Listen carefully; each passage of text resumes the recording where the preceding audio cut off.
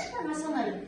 Бала, бүгін біз оқу қызметімізде, әрекетімізде не істедік барлығымыз? Ең бірінші келгенде не істедік біз? Оюмен таныстық қошқармен жарайып дұрыс құрастырдық, оюды. Экраннан нелерді көрдік жаңа?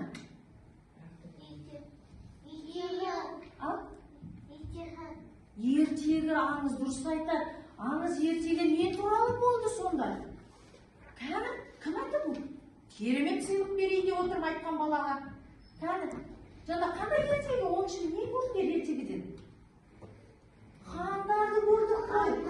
Ойынның қалай пайда болғанын көрдік қой сендермен, дұрыс айтасыздар. Онымен қоса қазақтың ұлттық несін көрдік? Киімдерін оюлармен, жарайды, жақсы балалар, тамаша. Бүгін енді сендерге мен осы тақырыбымызға сәйкес әжемнің өрнектері деген кітапшасы бар. Бұл жай кітап емес. Оның ішін ашсаңдар, жаңағы экраннан көрген суреттер, оюларды мен сендерге сыйға тартамын. Осы суретке қарап, сендер оюларды үйде өздерің бояйсыңдар. Жарай ма? Қараңыз, қандай қызықты кітап. Бұл оюларды жаттайсыңдар, танысасыңдар ата-аналарымен. Келістік па балалар? Әдемілеп бояймыз. Олай болса, мен сендерге сыйға тартамын. Бүгін сендер өте тамаша сабаққа қатыстыңдар. Қайса бала ғой?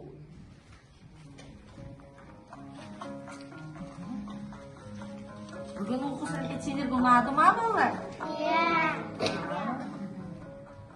Сендерге де тамаша сәрекет. Басымыз көтереміз, жатпаймыз, асан әлі әдемі отырамыз. Сендер жүрген баларсыңдар.